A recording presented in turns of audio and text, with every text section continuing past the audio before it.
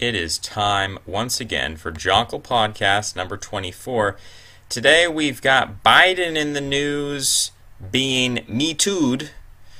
Now, Biden, if you've been following Biden long before the 2020 election cycle got started, which, like our holidays, seems to start earlier and earlier every cycle, you've known for a while now that Biden has a problem with the way that he interacts with women, especially younger women.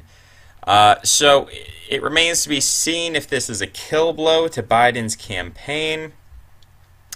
I've always viewed it as a kill blow, even before this specific story came out. Just all the videos of how he interacts with teenage girls or prepubescent girls even. It's very creepy, and I've always viewed this as a kill blow to his campaign. I'm surprised it didn't come out back when Obama was running.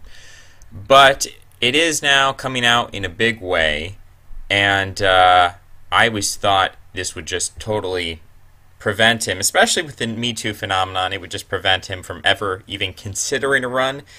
It seems that he is considering a run. It seems that he is at the top of a lot of betting odds. He's sort of, you know, it's him versus Bernie Sanders right now for the first and second place in terms of the betting odds for 2020. You know, who knows what's going to happen, but it is coming out in a big way, and it looks like he's not going to be able to run. So it looks like Bernie is the front runner, followed by Kamala Harris, Elizabeth Warren. I don't know that Cory Booker is. Cory Booker has a lot of the same problems that Joe Biden does. The only men who seem to be free from the stigma of the Me Too movement seem to be Bernie Sanders. Does pretty well with young women. He's viewed as sort of he has this immunity from being creepy because he's like this crazy fluffy haired uncle. He's someone who doesn't appear clean and polished. He doesn't really have a politician's smile like Joe Biden. He has more of a politician's scowl. So I think the way that women perceive, even though Bernie did write his fan fiction about women, he said that women have fantasies about gangbang rapes or whatever.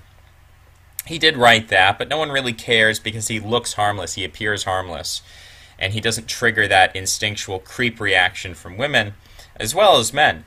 So it seems like Biden can survive the Me Too movement. It also seems like Andrew Yang can survive the Me Too movement, but Andrew Yang's a chaos candidate.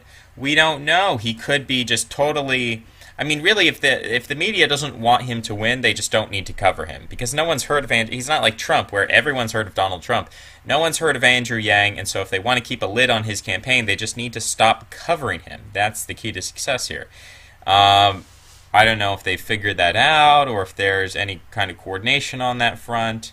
But yeah, it seems like at this point, if we count Cory Booker as getting the same treatment that Joe Biden is getting, it looks like Bernie Sanders, if you want a male Democratic candidate, you're only going to be able to do that through Bernie or Andrew Yang.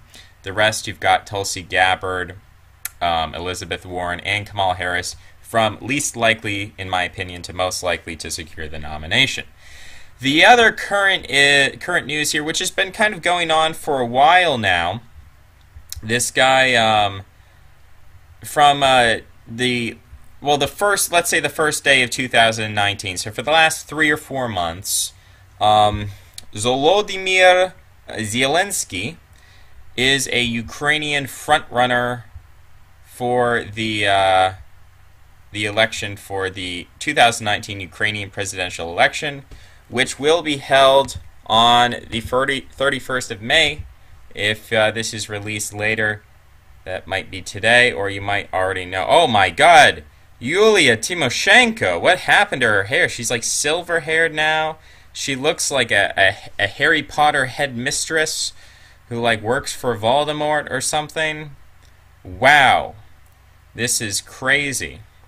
All right, yeah. So those are the different candidates.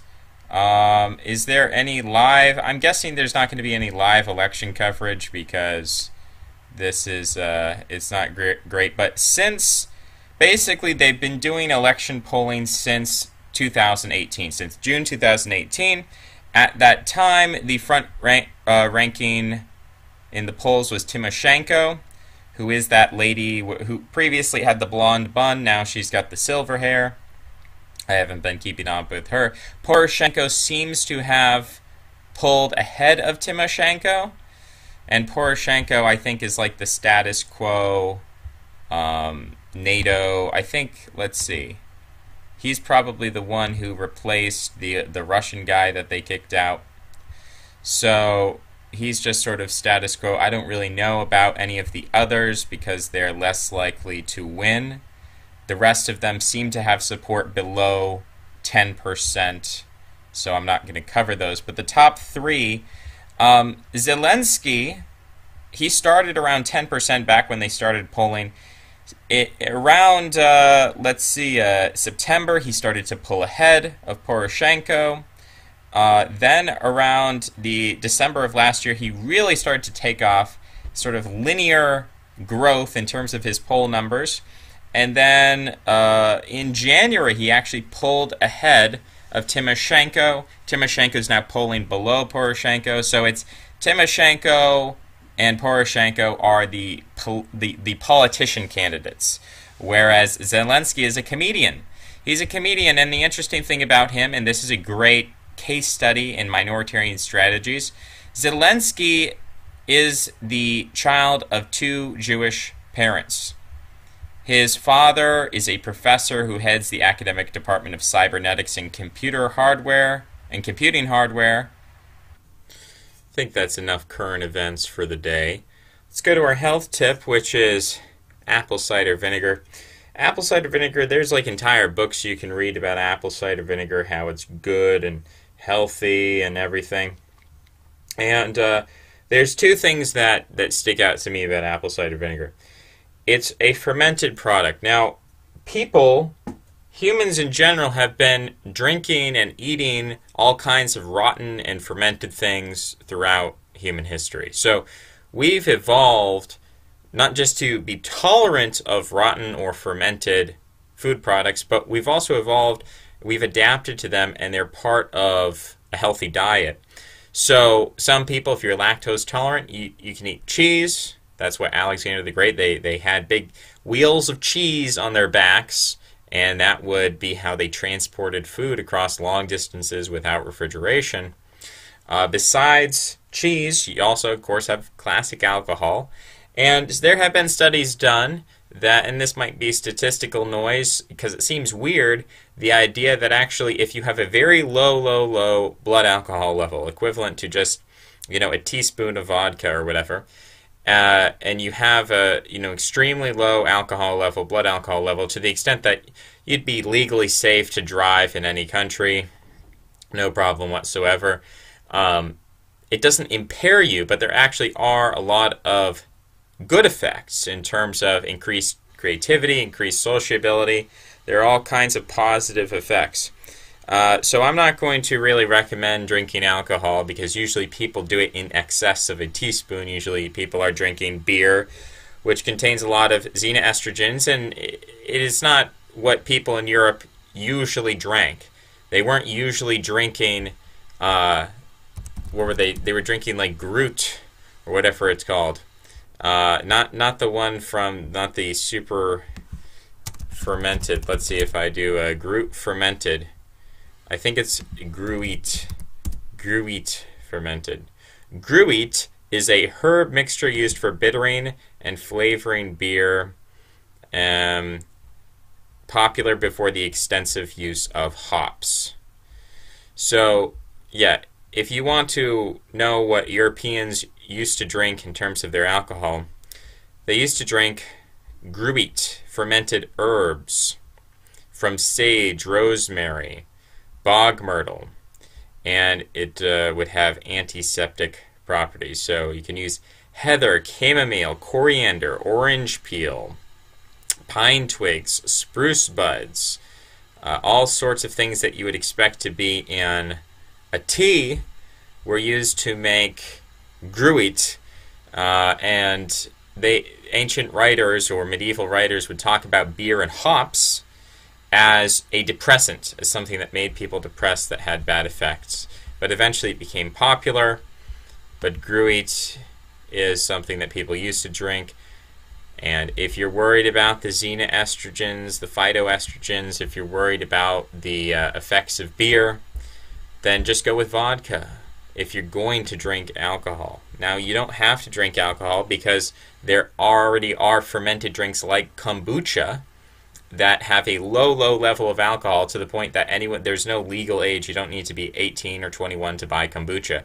Kombucha has a low level of alcohol, such that pregnant women probably shouldn't drink it. But you can drink kombucha, and you can have an imperceptible buzz, which may be healthy for you. But going back to our lovely apple cider vinegar here, apple cider vinegar has a lot of, and you see I've almost drank the whole thing here. It's got a lot of good health effects. What you have to make sure is you don't just buy the pasteurized stuff, because the pasteurization process kills all the good bacteria. Most of the organisms, or most of the cells in your bacteria, are not human cells. They're cells of other species that live in you, and there's a mutualism or symbiosis that goes on where you eat food, and a lot of the food can't be digested properly without the aid of this good gut bacteria. So to increase your population of good gut bacteria, you want to have things like yogurt. You want to have things like apple cider vinegar. You might want to have things like other, fermented cheeses, whatever. The problem is we pump our meats full of antibiotics. So if you're eating any kind of meat diet, any diet that includes any sort of meat, that diet, you're naturally, whether you take antibiotics for medical reasons or not, you're introducing penicillin and these antibiotics into your body, and this is actually destroying your good gut bacteria. That's why they say if you take antibiotics, you should take it with yogurt, because you need to replace that good gut bacteria, or else it's going to impact you. You're not going to be digesting the food the way you should be. You're not actually getting the energy and the nutrients that you should be. You're depriving your body. You're living in a state of nutrient deprivation. So all of that's good. Apple cider vinegar is good.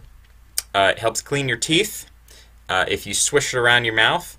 It also, for me, they say it helps with your appetite. It makes you want to eat less. For me, whenever I drink apple cider vinegar, it makes me want to go drink a gallon of water. So it helps me in terms of hydrating. And again, you want to get the one with the mother. The mother is a strange term. It is unpasteurized. Let's see, with the mother. You want to get it with the mother, because if you don't get it with the mother, you're missing out on all of that good bacteria, all that fermented stuff. That's the good stuff. Just like the peel of a potato or whatever, that's where all the good stuff is. The crust of the bread, that's the mother. You want to get that. If you get the pasteurized kind, where it's just a totally homogeneous liquid with no foggy stuff at the bottom, you're not getting what you really need there. You want the foggy, murky stuff. You want it basically to look like a pee bottle that you've left in your room for 5 months. So that's basically what you want to be drinking. A tablespoon, 3 tablespoons a day, or several servings a day, depending on how you do it. Some people, what they do is they add a drop to a cup of water and they drink that. Yeah, technically that could have some beneficial effects, but again, if you just take it in a pure concentrated form, it's not going to kill you. Swish it around your mouth for a few minutes. That vinegar has a good whitening effect on your teeth. It's not going to destroy your enamel, and then you swallow it. And yeah, so there's a lot of things out there. We could call these tonics. There's a lot of things out there, like for instance chocolate. People say, oh, chocolate's so good for you. It's all of these antioxidants. Okay, so let's eat some sugar-free chocolate. Oh no, that's disgusting.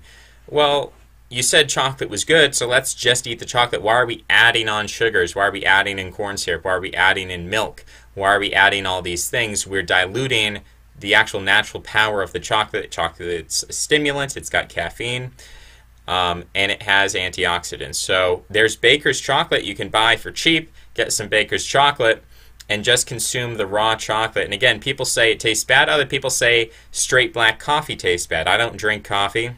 Coffee stains your teeth. Coffee becomes an addiction. You become addicted to that as a stimulant, and then you need it to function properly, and it throws your circadian. If you're ever reliant on a stimulant in order to function, I would say it's probably throwing off your body's natural internal regulation. People, if we're going to talk about paleo diets or something like that, people in Paleolithic Europe did not have access to coffee as a stimulant or any kind of cocoa beans. So even then you could say, oh, chocolate's bad, it's not paleo, whatever. Okay, but if you're going to take these things, you should be taking them really as a medicine. You should be taking them as nutrition. You shouldn't be taking them as excuses like, oh, they said red wine is good, therefore I'm going to drink some wine. Well, if red wine is good, then how about just grapes? How about you eat some grapes? Or if they say chocolate is good, eat some baker's chocolate. So always, when you look at your diet and when you look at what you're putting into your body, you should ask if your diet is constructed in a way that you come up with convoluted excuses and reasoning to justify things that you already like. Like, oh, I heard wine was good for you. I heard chocolate was good for you. So let's just eat a bunch of chocolate and drink a bunch of wine. Or are you looking, is it sort of inductive or deductive? Are you taking your diet as it is already and justifying that diet or whatever appeals to you? Or are you going for trying to look at the evidence, the facts, the body of knowledge and wisdom that's out there about nutrition, and then are you changing your diet based on that? And it is a small part of a larger part of self-discipline and your orientation of the self to your environment. Are you oriented in such a way that you're just responding to whatever tastes good and whatever feels good? Or are you trying to use knowledge and wisdom to obtain long-term benefits while, again, baker's chocolate isn't sweet. Apple cider vinegar doesn't taste that great at first. But if you incorporate this into your diet and you view your diet as practice psychologically, spiritually for the rest of the way that you're living your life, you might see some benefits there. Okay, so that's the diet for the day, daily diet tips and health tips, and then we also had the current events. So I'm going to do a little 1-minute video here just as a preview. Go check out Arvol's channel. He's going to talk about the Dravidian elite. Indo-Aryans had ancestors going back to the same stock that founded the Dravidians. A lot of people think that the Dravidians are the dark-skinned people of southern India. That's false. The Dravidians were the ruling class of the Indus Valley civilization, and they were likely, on the whole, lighter than the actual indigenous population of India. They also came from Iran. So they descended from the Iranian Neolithic genetic cluster. Part of the Yamna traces its ancestry to the same. And so there was a genetic affinity between the Indo-Aryan people that migrated to Pakistan and the local people who ran formerly the Indus Valley civilization, which was the largest civilization in the world up until that time, and it was also seemingly the most technologically advanced. So that was a little preview of a 40-50 minute video Arvol put out. If you want to hear the context for that statement, go check out the video in whole. If you have questions about it, as I do as well, contact Arvol. Leave a comment or try to get in contact with him directly. Ask him how you can talk to him. And he is looking to have dialogue with people on a number of topics, including anthropology. And that was a surprise to me, although I may have heard it before. Oftentimes it is set up in this dialectic where you had the Indo-Europeans going into India, and they invaded, and the Dravidians were the natives. Culturally, the Dravidian language, the Dravidian culture, the Dravidian roots of the Vedic tradition, we can't reject that. We can't reject that. We have to understand that the Dravidians really did have a highly advanced culture. And we have to understand that perhaps in India, we not only have an Indo-European influence, a Dravidian influence, but there's a third kind of influence in terms of an Austronesian influence. Now, it's not one that we really see predominant in the linguistic or religious or cultural history of India, and we might suppose that this is because this Austronesian influence, similar to the Australian Aboriginals of Australia, that this Austronesian influence is basically the indigenous peoples of India who were then they were then conquered, or they were then brought into order. They were brought into civilization by these Dravidians from Iran, and then later Indo-Europeans came in as well. Very similar to how Britain originally was not an Indo-European land, but the Celts then came in, and then the Anglo-Saxons came in, the Romans came in, who else came in after the also the Vikings went to England, and then after all of the Vikings and the Anglo-Saxons and the Celts and the Romans, everybody came in, then the Normans came in. And so there's this successive layering and layering upon you have an indigenous population of Britain, thousands of years ago, that is then overlaid and overlaid and overlaid culturally, linguistically, religiously with exterior conquering elite managerial groups who come in and create a new culture from the top down. And we can sort of see that reflected in India. So interesting video, go check it out and ask Arvol for further clarification, because, I don't know what sources he's using for these claims, but it is an interesting idea. Now we're going to do a little history today. History of feminism and alchemy in Europe. Heinrich Cornelius Agrippa, born 1486, died 1535.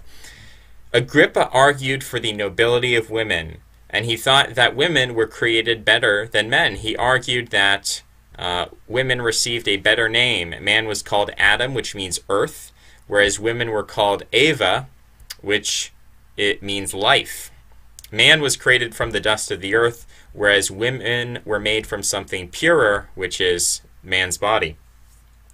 Agrippa's metaphysical argument was that creation itself is a circle, which began when God created light as his first creation and ended when he created woman as his last creation. Therefore, women and light occupy adjacent points on the circle of creation and must have similar properties of purity. Which is sort of a feminist argument there to say that women are better than men. Interesting fact about Agrippa.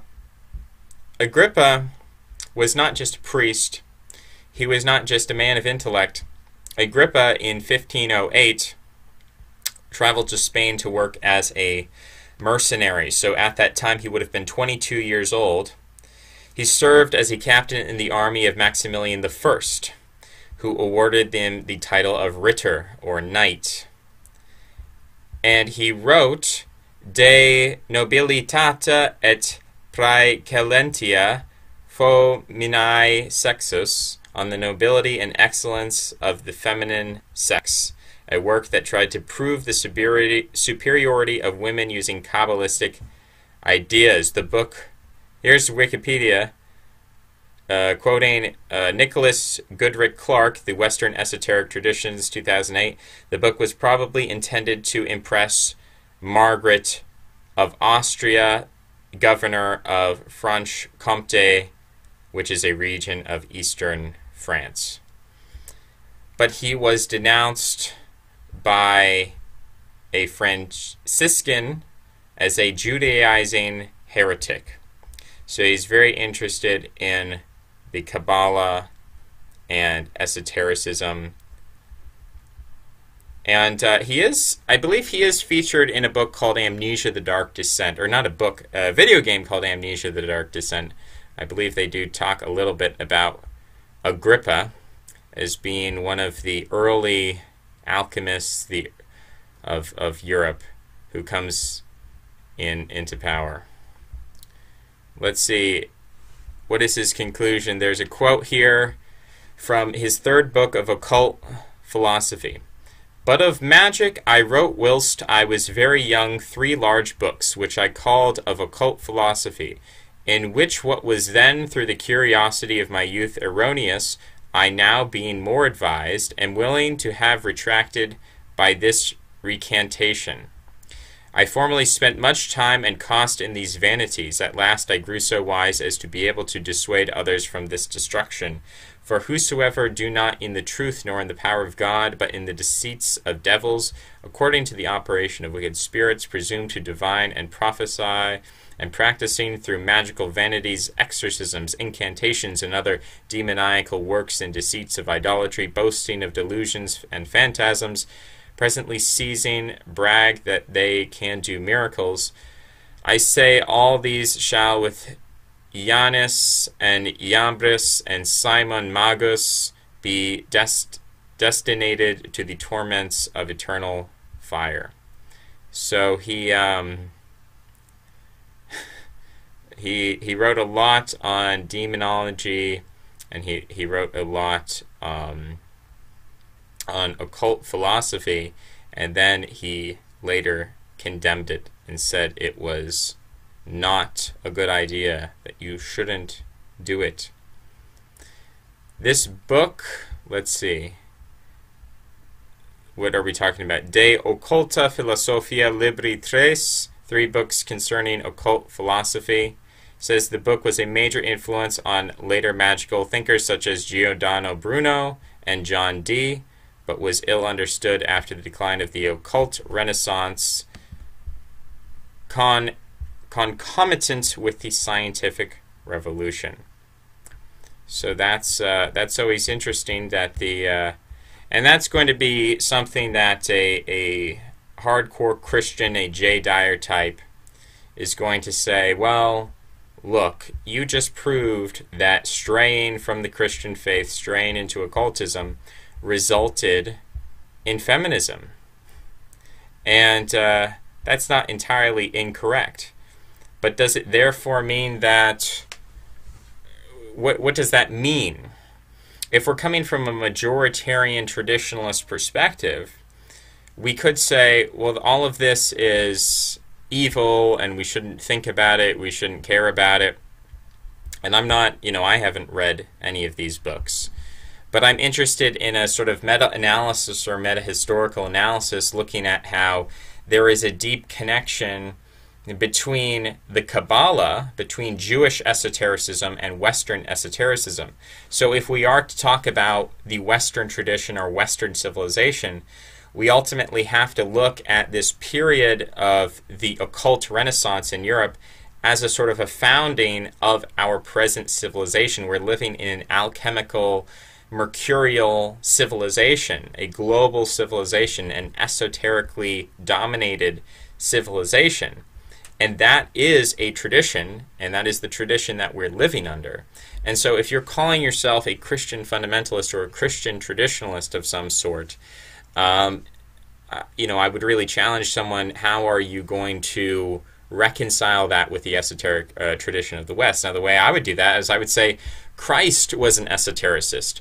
Christ talked in parables, and he talked in analogies, and he himself was esoteric.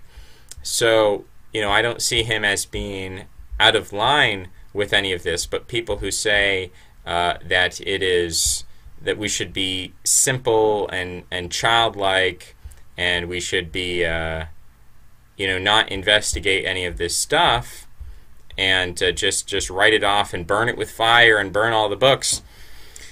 Well, I don't think you're going to gain a lot of power that way if your goal is power. If your goal is to live in the woods, well, I can't stop you. But if your goal is to gain power, then you'd probably do well to investigate this kind of stuff. Not to say that you have to go do little potions or investigate, how to turn lead into gold or anything like that. But to understand that we have technology today, and technology is so powerful because for hundreds of years people were trying to create or to will into the world And this is sort of an argument I would make in favor of Lamarck. People say, oh, Lamarck is stupid. Animals don't evolve according to their will. It's not that the giraffe in each generation wants its neck to become longer and longer and longer, and therefore over many generations it eventually develops a longer neck. That's not how evolution works. Evolution is blind. Evolution is arbitrary. Evolution is due to natural selection. It's not due to the will of the organism itself. But when we look at humanity and we look at the technology that we have, technology is not a result of genetic change within humanity. Technology is a result of memetic change within humanity. We grow our body of knowledge. And so in terms of memetic evolution, willpower actually is everything, and our desires are everything. Our desires determine the course of our memetic evolution. In contrast, you might say, and I would argue that ultimately, the laws of physics themselves are backed up by a kind of will that the electron wants to be near the proton in some basic fundamental sense. But moving away from that for the moment, just looking at the course of memetic evolution, technological evolution, we have to understand that technology does not begin with knowledge itself, but that knowledge must first be sought before it can be acquired. If you're not seeking a form of knowledge, you're never going to arrive at... we walk down the street every day and we ignore so much. So much of our perception is with blinders on either side. We're only seeing what we want to see. That's our cognitive bias. We only see what we want to see. And so if we want to see methods for how to extend life, for how to extend power, for how to understand the future, for how to increase our military capabilities, if we want that, then we're going to be constantly on the lookout as a civilization for technologies and for inventions and discoveries that are going to allow us to increase really what today would be considered in the medieval period to be advanced magical technologies. And so really magic is indistinguishable. My argument is that magic is indistinguishable from technology. And if you understand that technology is the key to power, then you understand that the alchemical, occult, esoteric movement of the medieval period really was a technological movement in a lot of ways, and that we cannot separate the power of technology from the philosophy of occultism and the philosophy of esotericism, the philosophy of alchemy. Those two things cannot really be separated.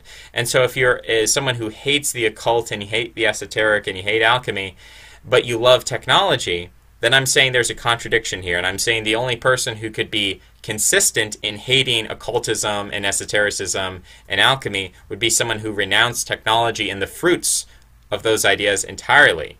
You'd have to be a Luddite. And there are such people.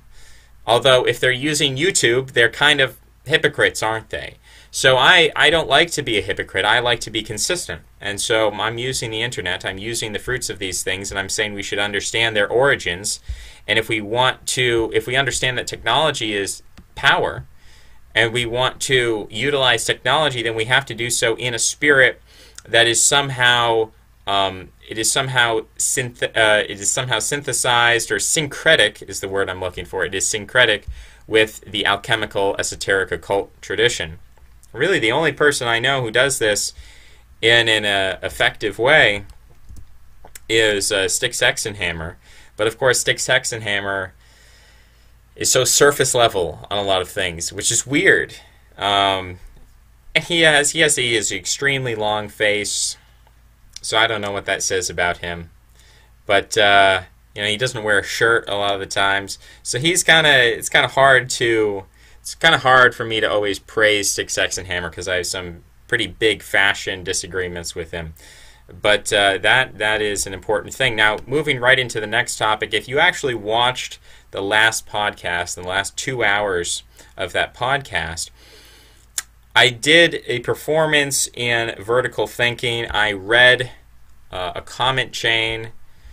For 2 hours, I read this back and forth between Ivan the Heathen and Kurt Doolittle, because I had sort of skimmed over it before, and I wasn't really interested in it before. And I came away, and I walked away from that realizing that Kurt Doolittle is one of these people who I'd lump in with the radical traditionalists. I lump him in with the radical traditionalist because he is someone who claims to adhere to the true tradition of the West, and yet he rejects almost entirely the whole of Western canon. So Kurt Doolittle constantly, if you actually look at what he has to write, his PDFs, his website, the things he puts up as evidence, the little snide remarks, he'll write a huge long comment with a bunch of bullet points. He doesn't use paragraphs, he just uses bullet points. And so you can look through all the different bullet points. He has like 20 bullet points, and it's stuck in there. He'll use some invective against Plato. He'll use invective against metaphysics. Not a particular metaphysics, but metaphysics as a whole. Saying that metaphysics as a whole, like the entire concept, whether you have Christian metaphysics or pagan metaphysics or atheist, materialist metaphysics, whatever, he says the whole entire concept, the entire field of metaphysics, and the entire field of philosophy itself is entirely worthless. That philosophy is entirely worthless, and he views psychology as an outgrowth of philosophy. And he says the entire field of psychology is fraudulent because the entire field of psychology grows out of philosophy. And the thing about psychology is that you're always making reference to intuitively known facts about the mind that we perceive without having to look at other people, just understanding our own mental processes, understanding our emotions, our emotional maturity. We understand how our emotions fluctuate, and that's those kinds of basic observations then allow us to go into psychological studies, psychological data, psychological assumptions, but we're often starting from first principles that are intuitive, or that, as Schopenhauer would say, the first object that we perceive is our own body, our own emotions, our own personality, our own self. We are actually perceiving ourselves. And so Kurt seems to reject psychology entirely, and he says psychology is just an outgrowth of philosophy, and the entire history of philosophy is just one big waste. It's one big distraction, delusion. It's this mind control virus of falsehood and deception. And so we have to, all the philosophers were wrong. He rags on Plato. He says Plato is worthless and evil. He rags on Aristotle as ignorant. He rags on all these people, and he always draws it back to some kind of Talmudic pill-pull connection. He always draws it back to some kind of Kabbalistic connection. Now, if we're actually looking at the development of technology in the modern world, the development in technology in the modern world is not due to people like Kurt Doolittle. It's due to people like Heinrich Cornelius Agrippa. It's due to people like Rudolf II. It's due to people, when you actually look at Isaac Newton and when we actually look at Tycho Brahe. These people often were serious, or had serious connections with alchemists and occultists and esotericists, people who were really trying to will magic into the world, and the way that actually manifested was in technology. But their desire was for magic, and what they got was technology. They had that desire there, and for Kurt to go and to denounce all of Platonic thinking, Aristotelian thinking, the history of Western philosophy, to denounce all that, to say, this is totally wrong, we need to start, at square one, which is the Indo-European tradition. And I guess he claims to know the Indo-European tradition is all about law, and they had no mysticism at all, and they were totally rationalistic. He seems to be a person who is a product of a late civilization, because when we look at the Greeks, we see that the early Greeks were extremely mystical in their thinking, to the point where they were probably bipolar, in the sense that when we read the Iliad, when we read the story of the Trojan War, what we're reading is people who claim to have been hearing the voices of the gods. And at times they said, Hector was commanded by the goddess to do this, or, Achilles was commanded by the gods to do that. And so we're talking about people who may have literally been hearing voices in their heads and thinking that the gods are telling me this, the gods are doing that, and they would give various names to the gods depending on the type of commandment that was given. So if it was a commandment to write poetry, they would give it to the patron of poetry. If it was a commandment to, commit violence, they would say, oh, well, Hera commanded Hercules to kill his family. That's in the mythology of Hercules, that he's commanded, he's sort of mind-controlled by Hera to kill his family. Where Hera, in that sense, we could say, is a Jungian archetype, or some kind of representation of the emotion of anger, that in a fit of rage, Hercules kills his family and he blames it on Hera. So the question there, is there some kind of external demonic entity called Hera who's really harassing Hercules and destroying his life, or is Hera sort of a split personality from within Hercules that causes him to kill his family? So when we're looking at Greek mythology, there's this ambiguity there, this unsolved ambiguity. And so I see that as the height of Greek civilization, when Greek civilization explodes onto the world and says who we are. We are Greeks. We are in contrast to the Trojans.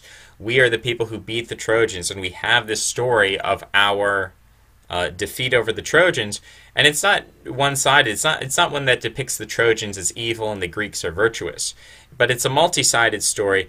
But it makes claims of Greek identity, who the Greek people are, what the Greek pantheon is. It establishes Greece as a civilizational sphere, and it puts forth Greece into the world, and that is concurrent, or that is happening at the same time with the Greek colonization of Russia, the Greek colonization of France, the Greek colonization of Palestine, the Greek colonization of Egypt, the Greek colonization of the entire Mediterranean.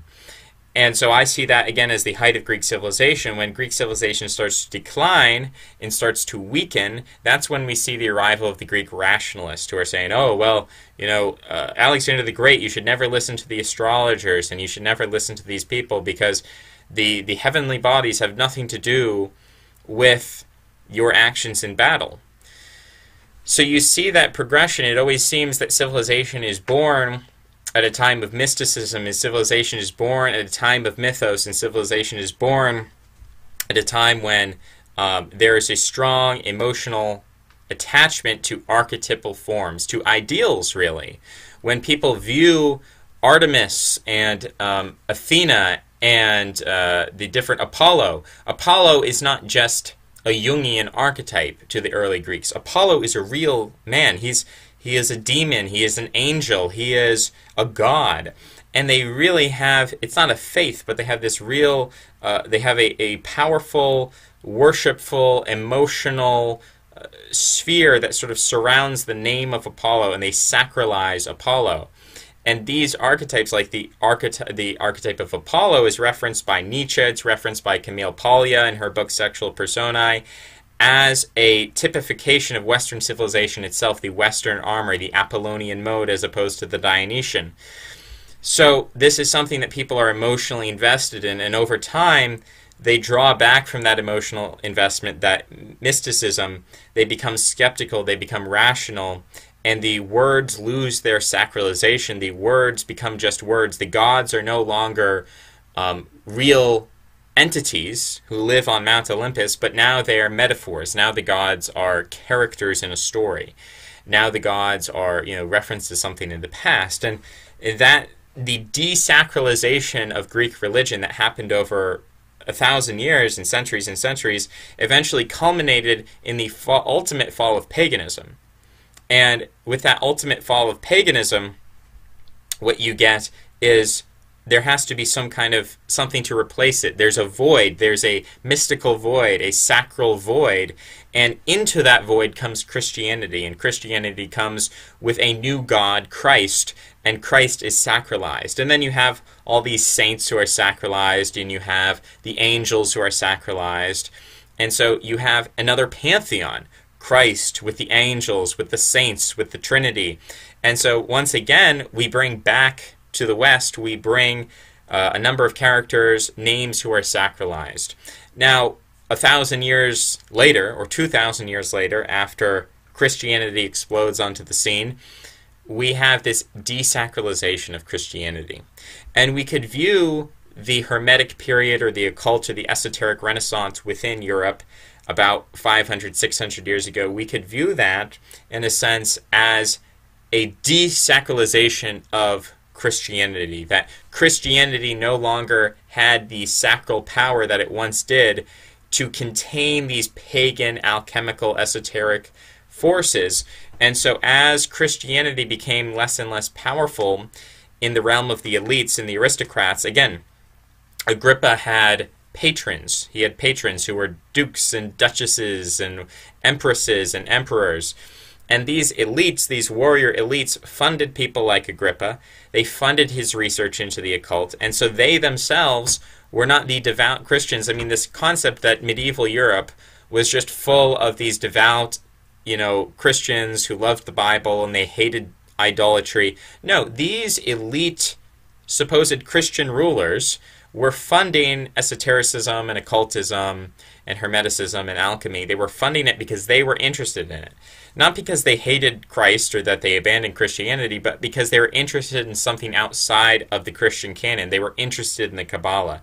They were very interested in it. They wanted to go outside it, and that's the story of Dr. Faustus, the Faustian spirit. They want to go outside of the limiting bounds of, the Christian tradition. It's not anti-Christian, but it's saying that, okay, Christianity is somehow the core, the social center of society, but we elites, we need to go outside that and explore, as I almost said J.K. Rowling, J.R. Tolkien, in The Lord of the Rings, he talks about how the various rings of power are an attempt by these elites to go outside their mortal coil and experiment with the powers of the gods. Sauron ultimately, I forget the name of the gods in Tolkien's universe, but he's ultimately a god. These people are God, these first beings that walk Middle-earth. And so they have these rings of power. They forge these rings of power, and they're collected and they're fought over by mortals.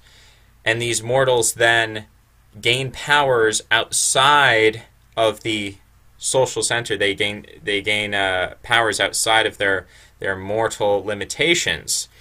And I think Tolkien there was really referencing the way that a lot of medieval monarchs and aristocrats went outside of Christianity to try to gain esoteric occult powers by funding and patronizing, or giving patronage, I should say, to people like Heinrich Cornelius Agrippa and people like, Rudolf II with Tycho Brahe and other people. So, and Tolkien calls that bad. He says the rings of power are bad. We should get rid of the rings of power. We shouldn't touch the rings of power. We need to throw them into the fire.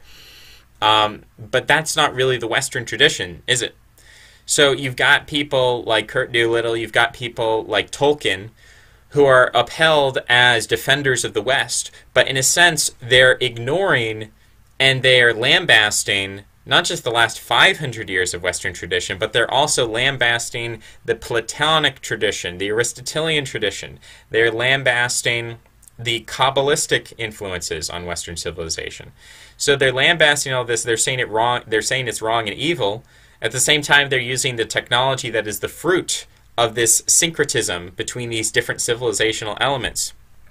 So I view that as sort of hypocritical and untenable unless you go live in the woods, which even Varg isn't doing. If you're still making YouTube videos, you're still taking advantage of the technology. You're saying, even though this technology has impure origins in alchemy and Kabbalism, I'm still going to embrace it and use it for my own purposes to, subvert it against itself. Well, Tolkien says it very clearly. You can't use the Ring of Sauron against the will of Sauron. Whoever puts on the Ring of Sauron becomes one with the will of Sauron. And that's sort of how I view the relationship between technology and alchemy, is that if you use technology even to defeat technology ultimately, you're ultimately becoming one with the will behind technology, which is an alchemical will.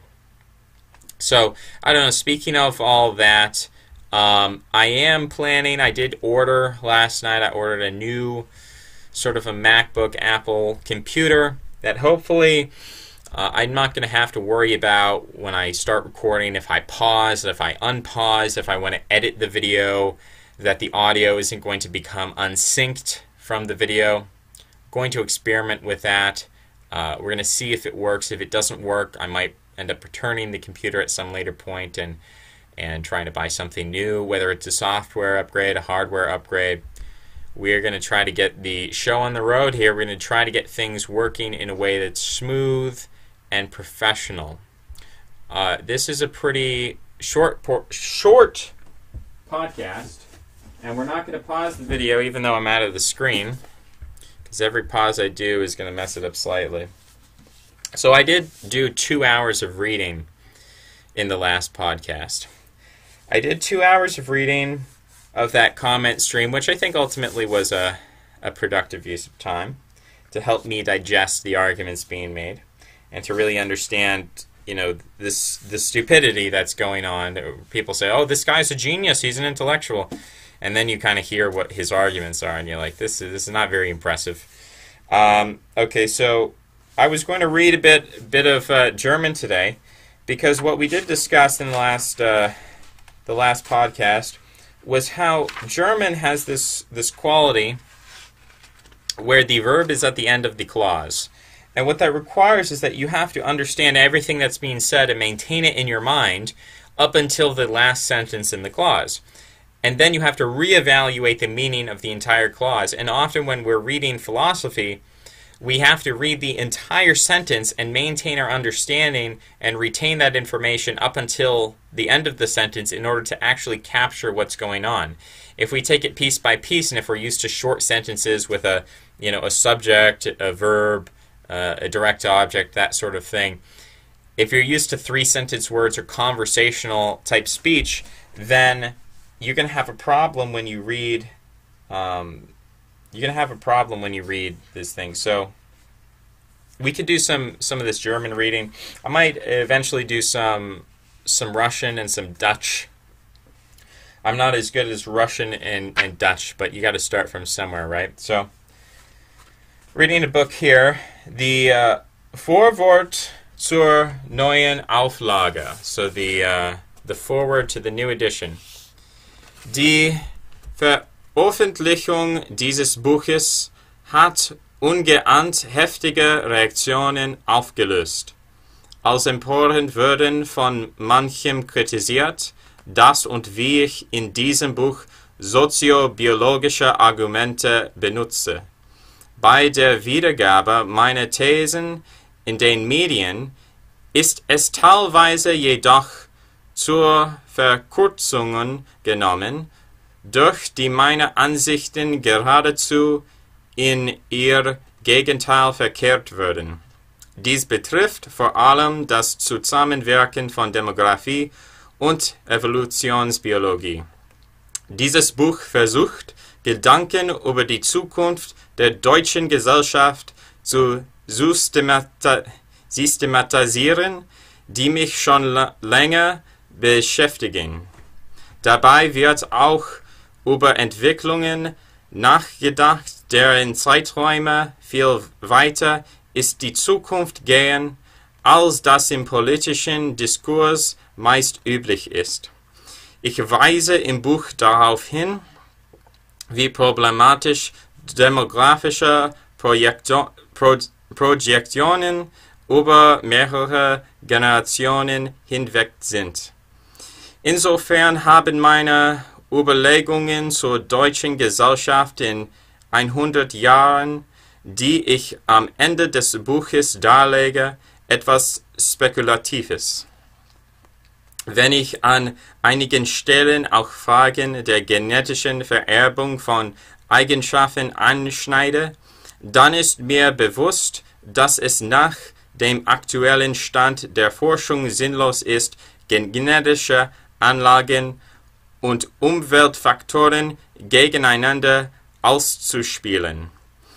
In den Genen angelegte Potenziale und Umwelteinflüsse stehen in einem komplexen Wechselwirkungsverhältnis. Gene können wir nicht verändern, aber die gesellschaftliche Umwelt sollten wir politisch so gut wie möglich gestalten. Daher enthält das Buch lange I missed something.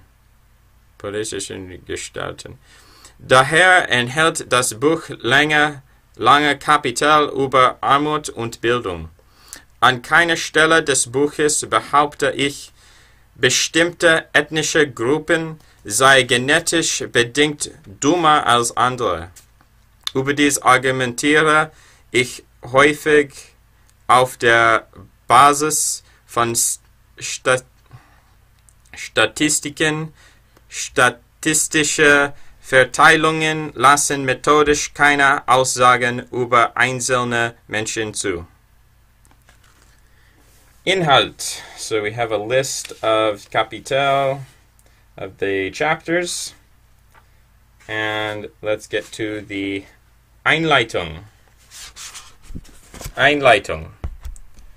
Ferdinand Lassalle, who we are familiar with, who is a correspondent of Bismarck, who is a socialist of Jewish descent, who advocated for the destruction of the middle class in order to achieve the goals of both the lower classes and the upper classes, that the lowest of the working class should unite with the aristocracy in order to destroy the capitalist machinations of the middle class. He is quoted in this Einleitung: Alle politische Kleingeisterei besteht in dem Verschweigen und Bemänteln dessen, was ist. In den wirtschaftlich und gesellschaftspolitisch sehr erfolgreichen Jahrzehnten seit dem Zweiten Weltkrieg wuchs in Deutschland der Stolz auf den Fleiß und die Tüchtigkeit seiner Bürger, auf den stetig steigenden Lebensstandard und den immer weiter ausgebauten Sozialstaat. Die vier größeren Wirtschaftskrisen 1966, 67, 1974, 75, 1981, 22 und zuletzt 2008, 2009 haben diesem Stolz und dem Vertrauen in die Solidarität des eigenen Wirtschafts- und Sozialmodells wenig anhaben können. Selbst die Auswirkungen der Globalisierung, der Verschiebung der Gewichte in der Welt, die Umweltbelastungen und die zu befürchteten Folgen des Klimawandels haben den Grundoptimismus der Deutschen, auch wenn sie gerne jammern, bisher nicht nachhaltig beeinträchtigt. Dieser Grundoptimismus und die Jahrzehnte des fast ungetrübten Erfolgs haben aber die Sehschärfe der Deutschen getrübt für die Gefährdungen und die Fäulnisprozesse im Innern der Gesellschaft. Deutschland schafft sich ab. Welche eine absurde Befürchtung, mögen viele denken, wenn sie dieses solide Land mit seinen 80 Millionen Einwohnern in der Mitte Europas betrachten. Die Städte, die Industrie, die Autos, Handel und Wandel, Leben und Treiben. Ein Land aber ist das, was es ist, durch seine Bewohner und deren lebendige, geistige sowie kulturelle Traditionen. Ein Land aber ist das, was es ist, durch seine Bewohner und deren lebendige, geistige sowie kulturelle Traditionen. Ohne die Menschen wäre es lediglich eine geografische Bezeichnung. Die Deutschen aber schaffen sich allmählich ab. Eine Netto-Reproduktionsrate von 0,7 oder weniger, wie wir sie seit 40 Jahren haben, bedeutet ja nichts anderes, als dass die Generation der Enkel jeweils halb so groß ist wie die der Großväter. Die Geburtenzahl sank in Deutschland von über 1,3 Millionen jährlich in der ersten Hälfte der 60er Jahre auf 650.000 im Jahr 2009 ab. Geht das so weiter und warum sollte sich etwas ändern an diesem Trend, der schon über 4 Jahrzehnten anhält? Dann wird nach 3 Generationen, also in 90 Jahren, die Zahl der Geburten in Deutschland bei rund 200.000 bis 250.000 liegen. Höchstens die Hälfte davon werden Nachfahren der 1965 in Deutschland lebenden Bevölkerung sein. Die Deutschen hätten sich damit quasi abgeschafft. Manche mögen dieses Schicksal als gerechte Strafe empfinden für ein Volk, in dem einst SS-Männer gezeugt werden. Nur so lässt sich die zuweilen durchscheinende klammheimliche Freude über die deutsche Bevölkerungsentwicklung erklären. Andere trösten sich damit, dass auch ein kleines Volk leben und überleben kann, und verweisen auf Dänemark mit seinen rund 5 Millionen Einwohnern. Deutschland wäre dann eben künftig ein Dänemark auf etwas größerer Fläche. Ginge das nicht auch? Was wäre daran so schlimm? Es würde vielleicht gehen, wären da nicht die qualitativen demografischen Verschiebungen jenseits der schieren Netto-Reproduktionsrate sowie die Armutsmigration und der Bevölkerungsdruck über die Grenze hinweg. Vernünftig diskutiert haben wir über die demografische Entwicklung in Deutschland in den letzten 45 Jahren nicht. Wer nicht mit Strom der beschwichtigte und verharmlose Schwamm, wer sich gar besorgt zeigte, der musste bald frustriert erkennen, dass er alleine stand, und nicht selten fand er sich in die völkische Ecke gestellt. Abgesehen davon befindet sich der gesellschaftliche Diskurs in Deutschland in einem merkwürdigen Widerspruch. Einerseits ist die öffentliche Diskussion geprägt von Unterhaltungslust und dem Vergnügen an Skandalisierungen, andererseits ist die zunehmend von den Euphemismen der politischen Begrifflichkeit beherrscht. Über die Folgen des Geburtenrückgangs dürfte man Jahrzehnte überhaupt nichts sagen, wenn man nicht unter völkischen Ideologieverdacht geraten wollte. Das hat sich inzwischen geändert, da die Generation der 68er Angst um ihre Rente bekommen hat. Aber jetzt ist es 40 Jahre zu spät.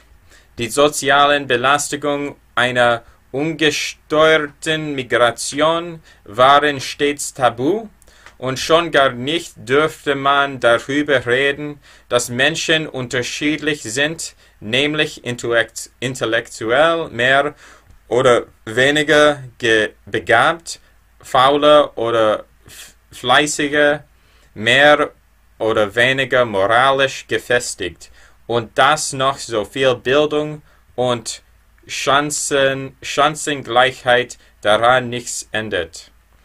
Da dieser Grundsachverhalt geleugnet wurde, war jede Diskussion über die zahlreichen Fehlsteuerungen des Sozialstaats der Boden entzogen. Es war tabu, darüber zu reden, dass man zwar 90% der Schüler eine Jahrgangsstufe der Hochschulreife führen kann, aber dennoch nicht einmal 10% von diesen den Anforderungen eines Mathematikstudiums gewachsen sind. Dass wir als Volk an durchschnittlicher Intelligenz verlieren, wenn die Intelligenteren Wenn die intelligenteren Frauen weniger oder gar keine Kinder zur Welt bringen, dass der Einzelne selbst für sein Verhalten verantwortlich ist und nicht die Gesellschaft. Wer nicht lernt, bleibt unwissend. Wer zu viel isst, wird dick. Solche Wahrheiten auszusprechen gilt als politisch inkorrekt, ja als lieblos und eigentlich unmoralisch. Zumindest aber ist es unklug, wenn man in politische Ämter gewählt werden möchte.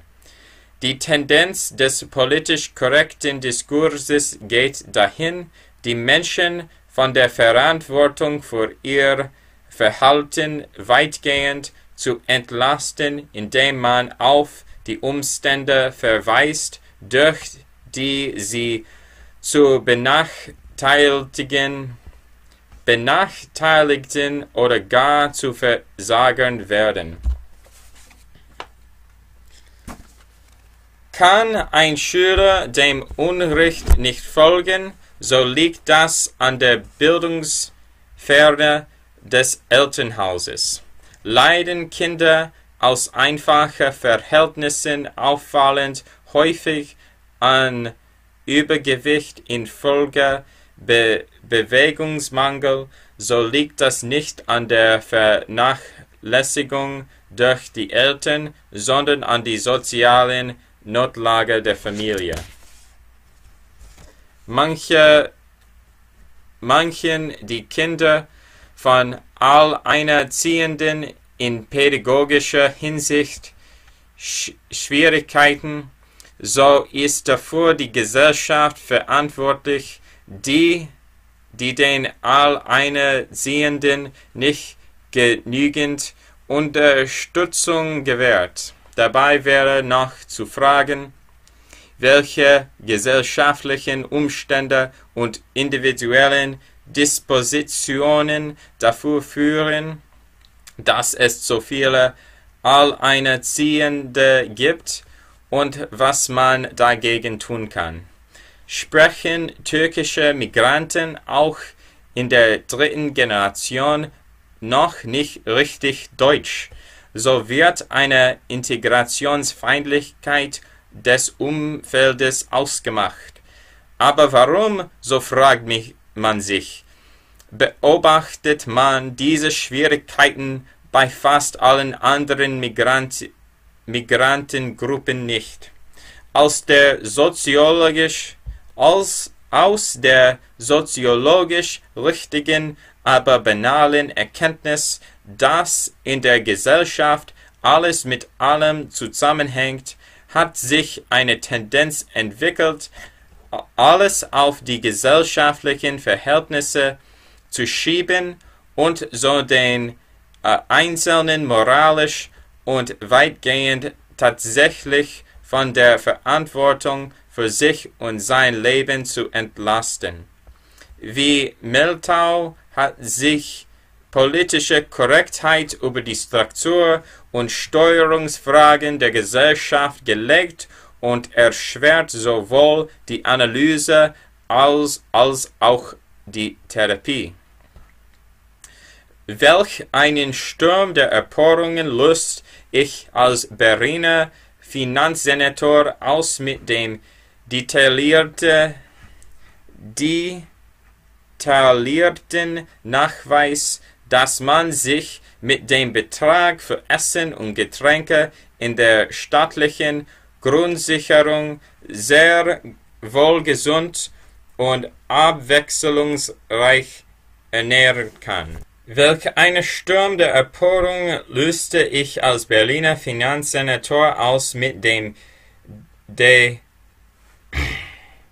detaillierten Nachweis, dass man sich mit dem Betrag für Essen und Getränke in der staatlichen Grundsicherung sehr wohl gesund und abwechslungsreich ernähren kann. Übergewicht infolge falscher Ernährung ist dann aber nicht auf eine objektive Lebenslage zurückzuführen, für die der Einzelne nichts kann, sondern das Ergebnis individueller Verhaltensweisen, für die jeder selbst die Verantwortung trägt. Das aber wollten weder viele Betroffene noch die politisch Korrekten hören. Dass viele der Betroffenen sich in E-Mails und Leserbriefen empört äußerten, konnte ich verstehen, weniger, dass die sogenannten Gutmenschen über mich herfielen, als ich in einem Interview beiläufig erwähnte, dass das Tragen eines Pullovers helfen könne, Energiekosten zu sparen, dass man dann weniger heizen müsse. In die Steuerung der politischen, wirtschaftlichen und gesellschaftlichen Entwicklung sollte einfließen, was man erreichen will, sowie die realistische Einschätzung tatsächlicher Wirkungszusammenhänge.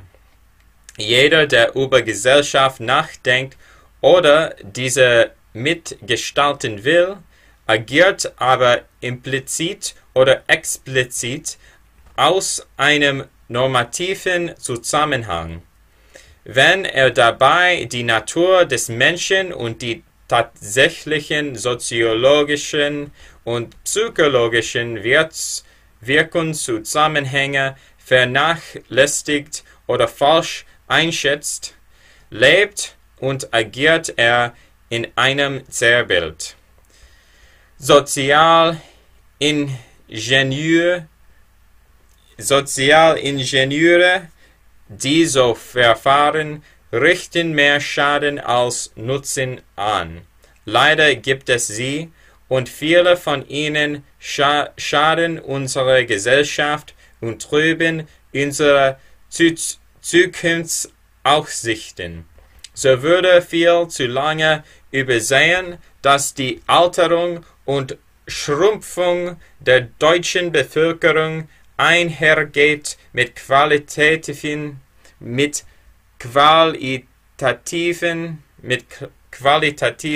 Veränderungen in deren Zusammensetzung. Über die schiere Abnahme der Bevölkerung hinaus gefährdet vor allem die kontinuierliche Zunahme der weniger stabilen, weniger intelligenten und weniger tüchtigen die Zukunft Deutschlands.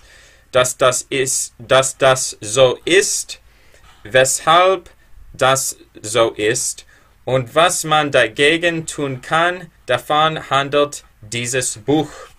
Ich stütze mich in meinen Ausführungen auf empirische Erhebungen, argumentiere aber direkt und schnörkellos. Es geht mir vor allem um Klarheit und Genauigkeit. Die Zeichnung ist daher kräftig, nicht unentschlossen oder krakelig. Ich habe darauf verzichtet, heikel erscheidende Sachverhalte mit Wortgirlanden zu umkränzen, mich jedoch um Sachlichkeit bemüht. Die Ergebnisse sind anstößig genug. Deutschland ist wirtschaftlich gesehen in der Spätphase eines goldenen Zeitalters, das um 1950 begann und langsam zu Ende geht.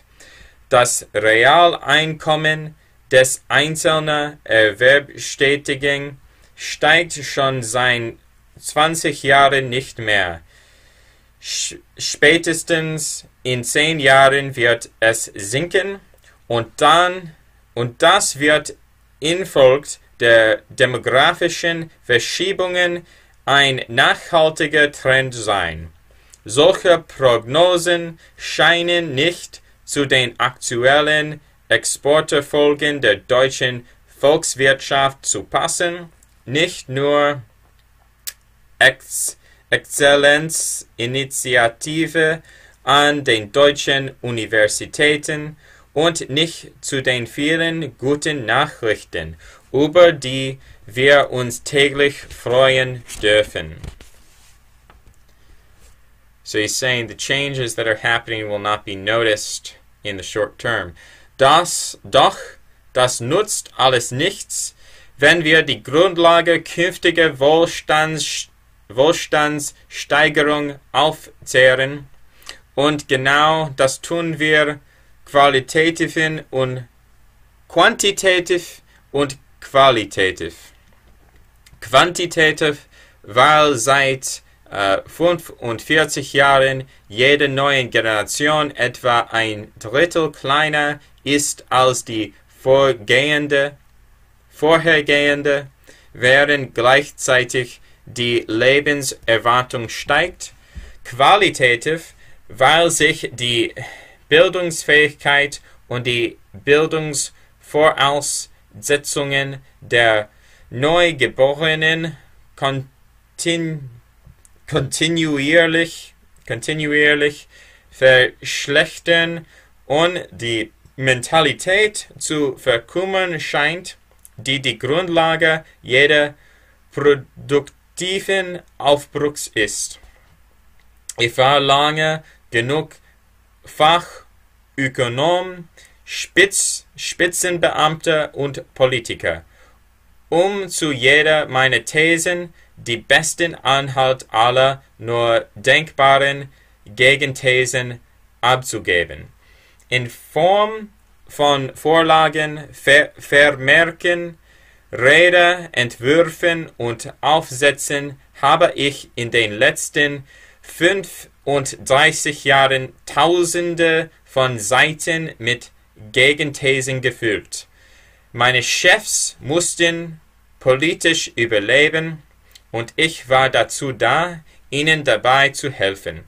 Das hatte seinen Preis. Oftmals konnten subjektiv empfundene Wahrheiten nur dosiert vorgetragen werden.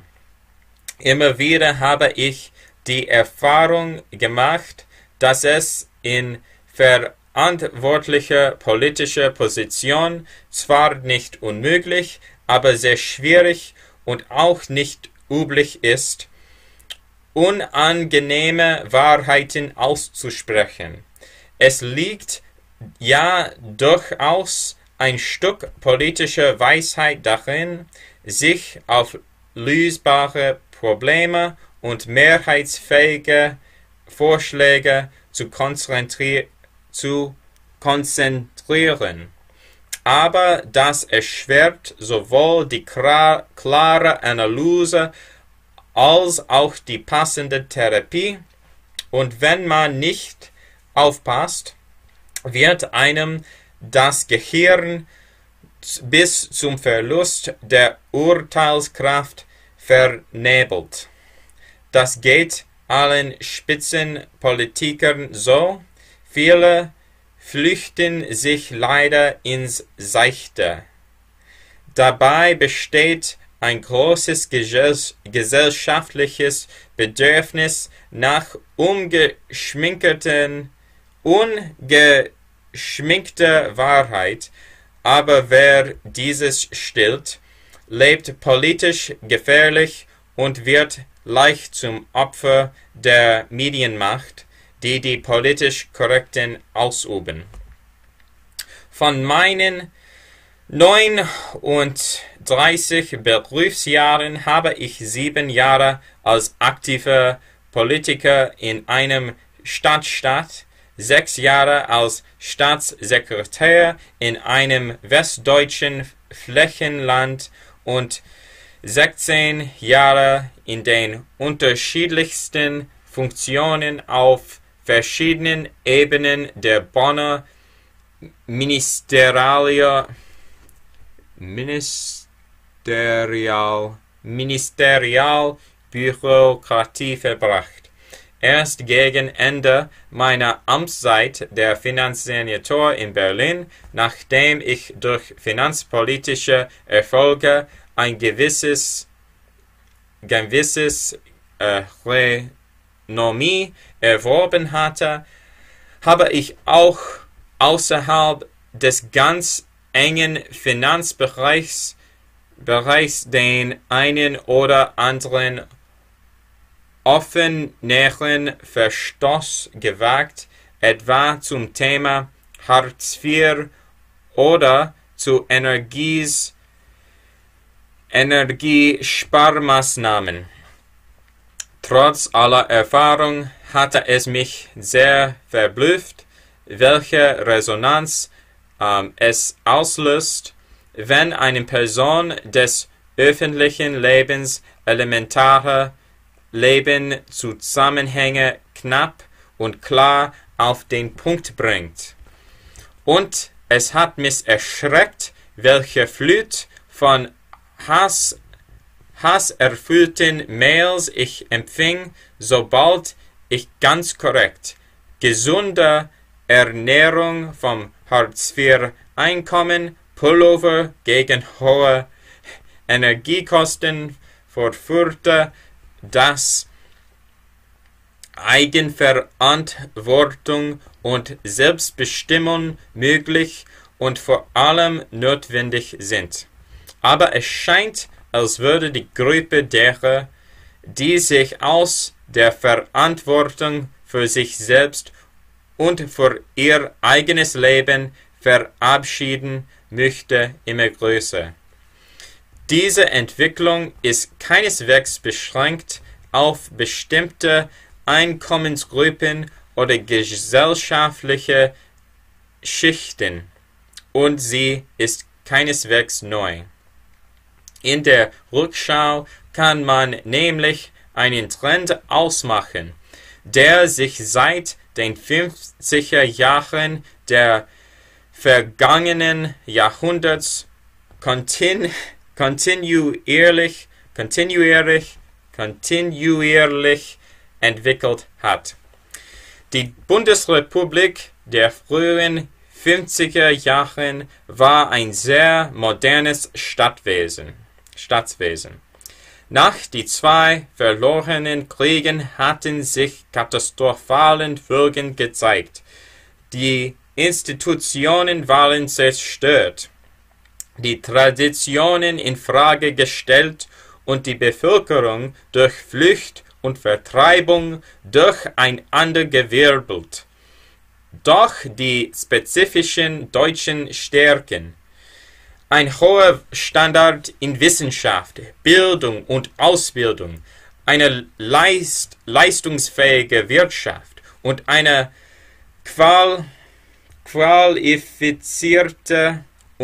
qualifizierte Bürokratie waren durch die Katastrophe des Krieges und die Zerstörung der Infrastruktur erstaunlich wenig beeinträchtigt worden. Die Angehörigen, die Führungsschichten und die Bürokratie waren zu 90% willige Helfer der Nazi-Diktatur gewesen. Das wirkte sich aber keineswegs auf ihre Effizienz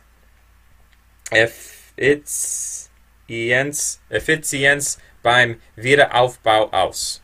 Ganz und gar ungebrochen und durch die Katastrophe und die Chance zum Wiederaufbau sogar noch angestachelt waren der traditionelle deutsche Fleiß und der Hang zum Tüfteln und Verbessern. Gerade die Flüchtlinge und Vertriebenen taten sich hier hervor. Die waren in derselben Situation wie die Auswanderer des 19.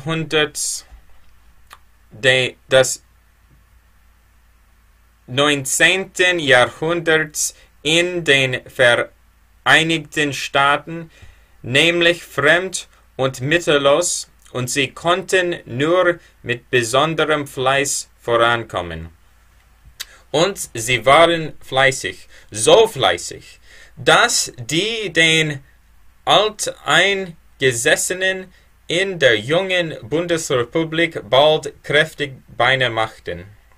Damit das deutsche Wirtschaftswunder möglich würde, mussten aber noch weitere Umstände hinzukommen.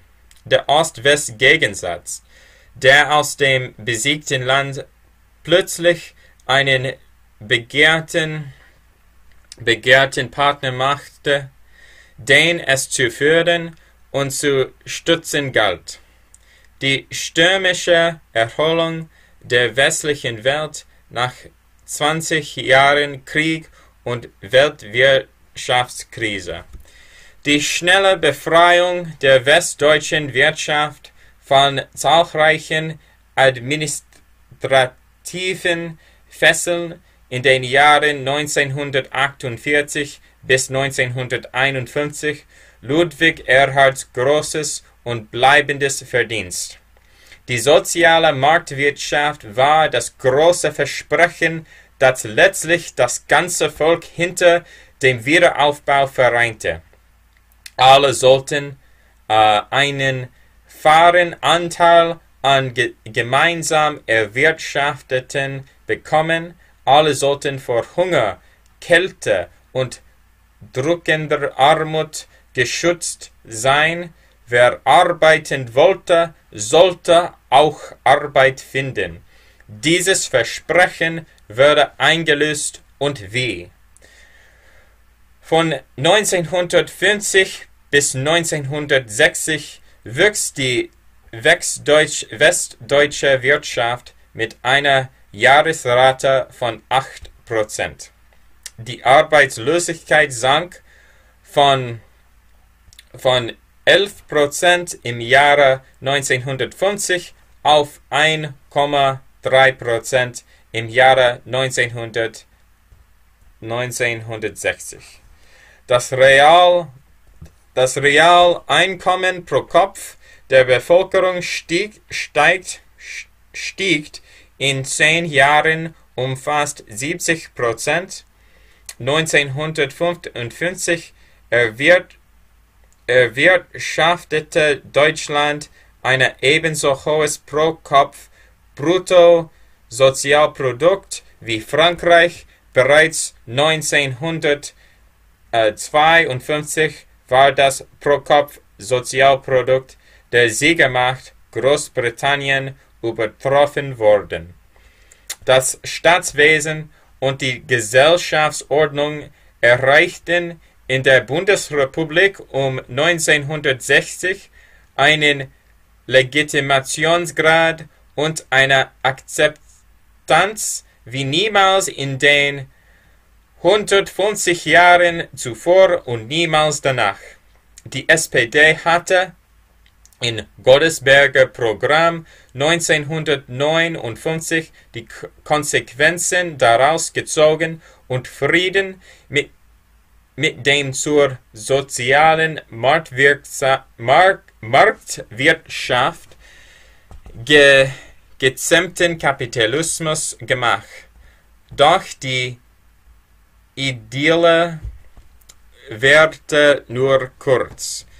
1966, 1967 weckte die erste deutsche Nachkriegsrezession Zweifel, ob Wirtschaftswachstum und Vollbeschäftigung quasi permanent zu sichern seien. Diese waren aber bald wieder zerstreut dank der gloriosen Wachstumsraten der Jahre 1968 bis 1971. 1968 begann ein Teil der Nachkriegsgeneration gegen ein Gesellschaftsmodell zu protestieren, wonach die westlichen Legitimationsgrundlage der Gesellschaft und ihre hauptsächliche Zielsetzung in der Erholung der Güterproduktion zu bestehen schien. 1972 wies der erste Bericht des Club of Rome unter dem Titel Die Grenzen des Wachstums auf die Endlichkeit der Ressourcen dieser Erde hin. Das war der Auslöser für die Umweltbewegung. Von diesem Bericht führt ein Direktor weg zur heutigen Diskussion über die Klimakatastrophe. 1973 löste die erste Ölkrise die zweite große Nachkriegsrezession in Deutschland aus. Der Vollbeschäftigungsgrad der 60er Jahre wurde seither nicht mehr erreicht.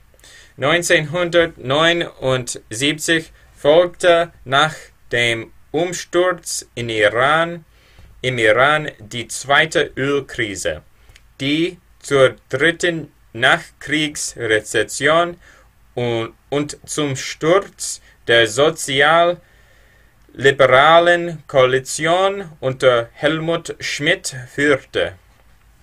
In den 80er Jahren gelang die Stabilisierung der Weltwirtschaft. Eine weltweit veränderte Geldpolitik brachte die Inflation nachhaltig in tolerable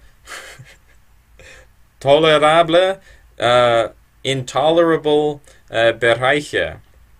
Die deutsche Wirtschaft wuchs wieder, wenn auch wesentlich langsamer als in den 60er und 70er Jahren. Die Arbeitslosigkeit sank, blieb aber grundsätzlich höher als zuvor. 1989 bis 1991 veränderten der Zusammenbruch des Ostblocks und die Auflösung der Sowjetunion die politische und ökonomische Weltkarte radikal. Die Übernahme des Marktwirtschaft in der ehemaligen Ostblock, vor allem aber die Übernahme der Marktwirtschaft in China und Südostasien leiteten eine starke und noch anhaltende Veränderung der Gewichtsverteilung in der Weltwirtschaft ein. Dies stellte das deutsche Versprechen der sozialen Marktwirtschaft, das nachhaltig in Frage wie keine Entwicklung zuvor. Ob es weiterhin eingehalten werden kann, ist fraglich. Globalisierung und Marktwirtschaft bedeuten letztlich, dass in allen marktwirtschaftlich verfassten Ländern, die ergänzend die nötigen öffentlichen Güter in Bildung und Infrastruktur bereitstellen, vergleichbare Arbeit auch vergleichbar entlohnt wird. Für den Ökonomen heißt das Grenzkosten, zusätzliche Kosten der jeweils letzten produzierten Einheit und Grenzprodukt. Zuwachs des Ertrags, der durch den Einsatz einer jeweils weiteren Einheit eines Produktionsfaktors erzielt wird, des Produktionsfaktors Arbeit, tendieren in den globalisierten, offenen Marktwirtschaften weltweit zur Angleichung. Globalisierung und Marktwirtschaft bedeuten letztlich, dass in allen marktwirtschaftlich verfassten Ländern die ergänzend die nötigen öffentlichen Güter in Bildung und Infrastruktur bereitstellen, vergleichbare Arbeit auch vergleichbar erlohnt wird. Für die Ökonomen heißt das Grenzkosten, zusätzliche Kosten der jeweils letzten produzierten Einheit und Grenzprodukt, Zuwachs des Eintrags, der durch den Einsatz einer jeweils weiteren Einheit eines Produktionsfaktors erzielt wird, des Produktionsfaktors Arbeit, tendieren in den globalisierten offenen Marktwirtschaften weltweit zur Angleichung. So wie es in der globalisierten Welt den Welteinheitszins als Grenzentlohnung des Kapitals gibt, so gibt es tendenziell auch eine einheitliche Entlohnung des Produktionsfaktors Arbeit. Es ist ganz folgerichtig, dass die realen Stundenlöhne in Deutschland genau wie beispielsweise in den USA und in Italien heute nicht höher sind als 1990. Sie werden auch nicht mehr steigen, bis Staaten wie China, Indien und Thailand das westliche Lohnniveau erreicht haben. Diese Entwicklung trifft Deutschland in einer Phase, in der seine Kraft aus ganz anderen Gründen erlammt, und auch davon handelt dieses Buch. Der Keim für diese Fehlentwicklung, die unsere Zukunft verdüstern, ist bereits in den triumphalen späten 50er Jahren gelegt worden. Damals begann eine Kette institutioneller Reformen, von denen jeder einzelne wohlgemeinte war und sicher individuell auch viel Gutes gebracht hat. Die kombinierte Wirkung dieser Reformen leitete aber einen gesellschaftlichen Substanzverzehr ein, der unsere Zukunft bedroht. Im Kern geht es um 4 Themenkomplexe, die miteinander zusammenhängen und sich gegenseitig beeinflussen. Um die seit 40 Jahren eingetretenen demografischen Verschiebungen und generativen Verhaltensänderungen sowie deren Weiterwirkung in die Zukunft.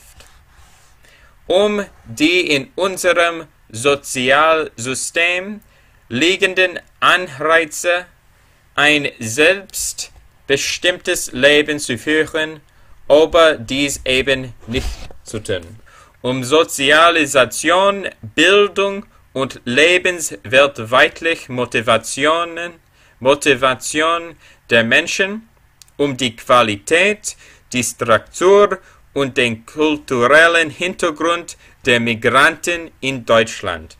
Für mich ist es eine offene Frage, ob und inwieweit es überhaupt möglich ist, Reformen gegen strukturelle Veränderungen von Wirtschaft, Gesellschaft und deren beständig sich ändernde Rahmenbedingungen durchzusetzen. Es bleibt niemals etwas so, wie es ist, und kein gesellschaftlicher Zustand ist konservierungsfähig. Andererseits ist es überhaupt nicht möglich, zu Urteil zu kommen, Zustände zu bewerten und notwendige Veränderungen zu formulieren, wenn man sich kein eigenes normatives Bild von der Gesellschaft macht. Doch warum, so könnte man fragen, beschäftigen wir uns überhaupt mit Gedanken um die Zukunft und was wird damit impliziert? Sollte sich nicht jede Generation mit ihren Problemen fassen und die Probleme späterer Generationen den Lebenden überlassen? Bei all dieser Fragen sind wir von Paradoxien, die wohl grundsätzlich nicht auflösbar sind, geradezu umzingelt. Wir gehen selbstverständlich davon aus, dass nur Individuen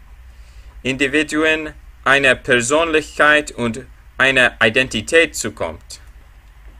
Gemeinschaften, Gesellschaften, Völker dagegen, überhaupt alle sozialen Organisationsformen haben nach der herrschenden Auffassung keinen über das Individuum hinausweisend Wert.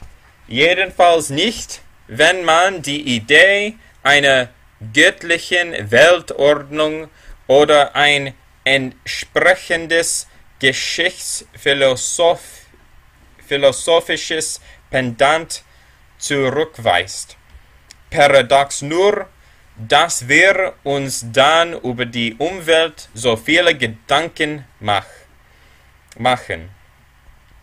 Wir nehmen als unvermeidlich hin, dass Deutschland kleiner und dummer wird.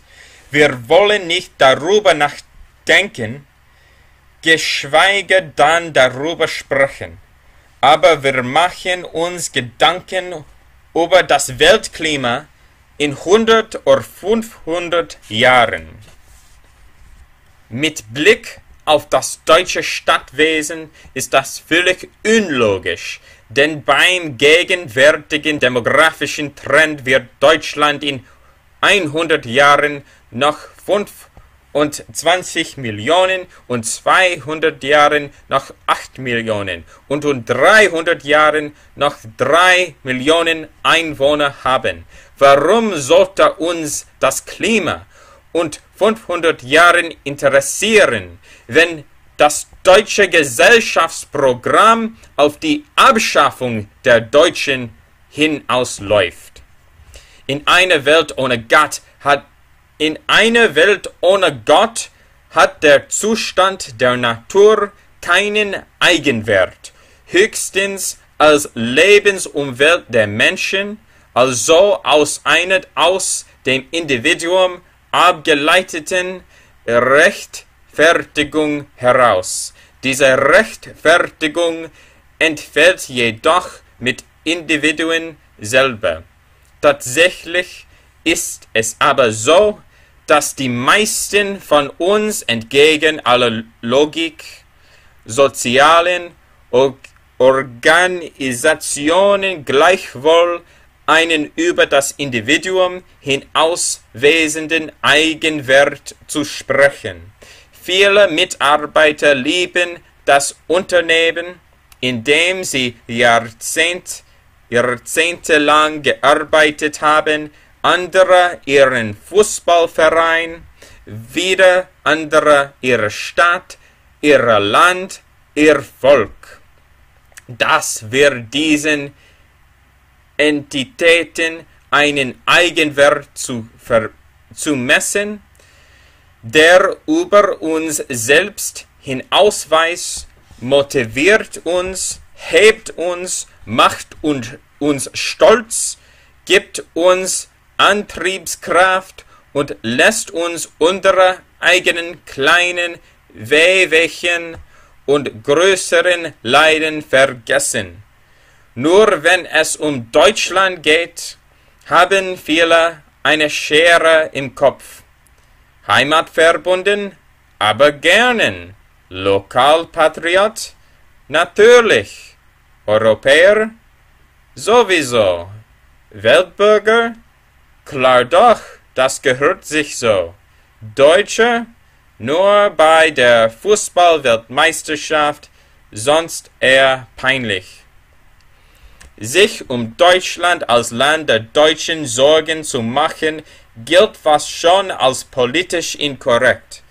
Das erklärt die vielen Tabus und die völlig verquaste deutsche Diskussion zu Themen wie Demografie, Familienpolitik und Zuwanderung. Ich glaube, dass wir ohne einen gesunden Selbstbehauptungswillen als Nation unsere gesellschaftlichen Probleme aber nicht lösen werden. Das wirtschaftlich vereinte und außenpolitisch handlungsfähige Europa wird auch in 100 Jahren noch aus Nationalstaaten bestehen, die dezidiert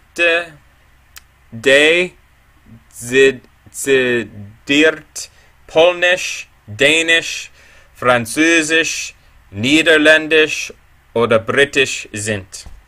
Nur auf dieser Ebene gibt es eine wirkliche demokratische Legitimation.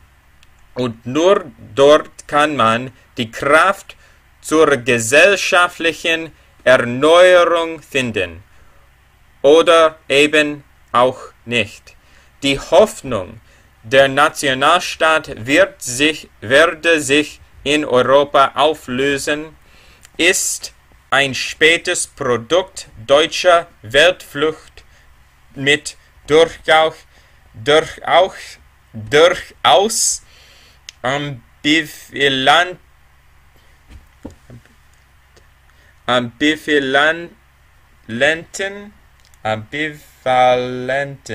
ambivalenten Zügen, den sie projiziert letztlich den Reichsgedanken auf die europäische Ebene. Übrigens nicht ganz ohne historischen Bezug. Das Europa der Sechs entsprach in seinen regionalen Grenzen ziemlich genau dem Frankreich unter Karl dem Großen. Sobald man den Lauf der Geschichte beklagt und als ungünstig empfundenen Trends umkehren möchte, ist man in Gefahr, unhistorisch zu werden, der Nostalgie zu verfallen und wichtige Momente der richtigen Einflussnahme zu verpassen. Wie ein Fluss ändert sich der Strom der Geschichte beständig und kehrt niemals in sein altes Bett zurück.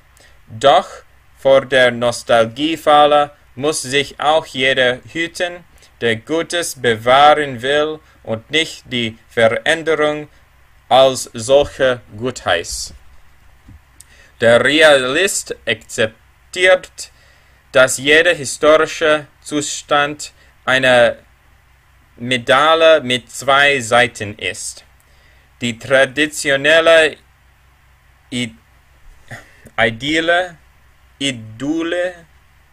Idylle des Landlebens verträgt sich nicht mit der modernen Landwirtschaft. Die Sicherheit der Tradition und eines klaren Wertekanons verträgt sich nicht mit dem Tempo des technologischen Wandels. Das Aufgehobensein in eigenen regionalen und nationalen Besonderheit verträgt sich nicht mit vielen Folgewirkungen großer Migrationsprozesse. Nirgendwo und niemals kann man den Kuchen essen und zugleich behalten. Realismus ohne Zugabe von rückwärts gegen Wander Nostalgie und nach vorne gerichtetem Gestaltungswillen ist aber ziemlich platt und banal und von Fatalismus oder Wurstigkeit kaum zu unterscheiden. Natürlich läuft man leicht Gefahr, die Länge werdenden Schatten des eigenen Lebens mit der Verdusterung der Weltperspektive zu verwechseln. Auf meine hier vorgetragenen Überlegungen trifft das wohl nicht zu, denn diese Fragen haben mich über die letzten 30 Jahre intensiv und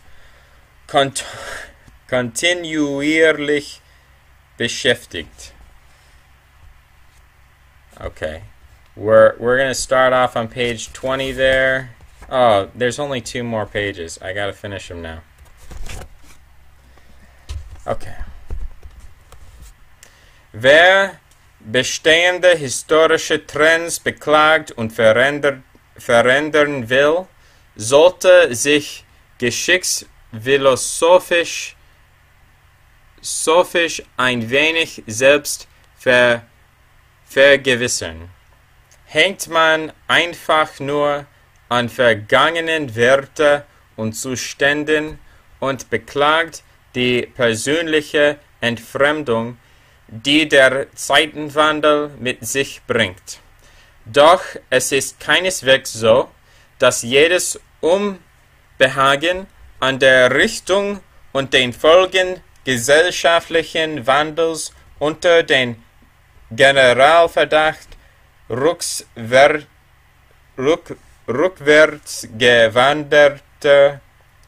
gewandter Nostalgie fällt.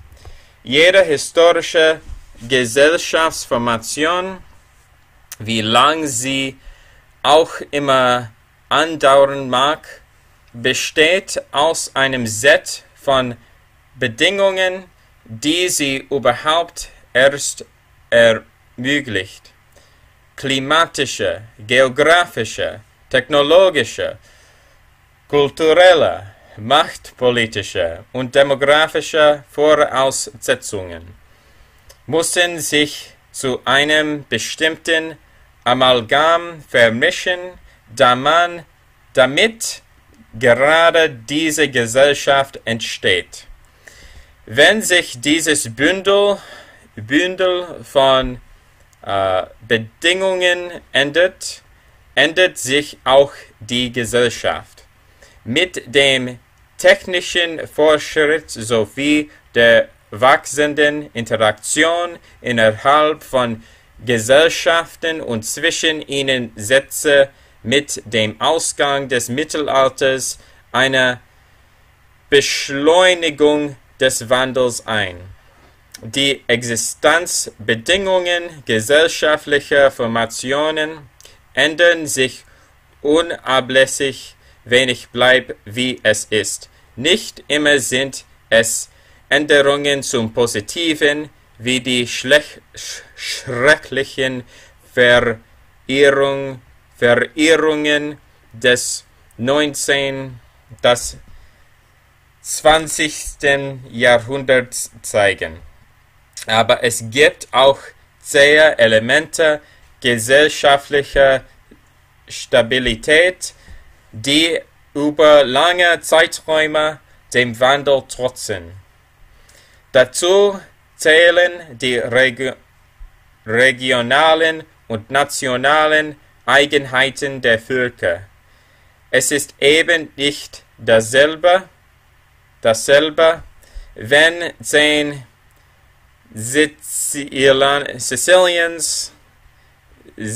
Sizilianer und 10 Friesen das Gleiche tun.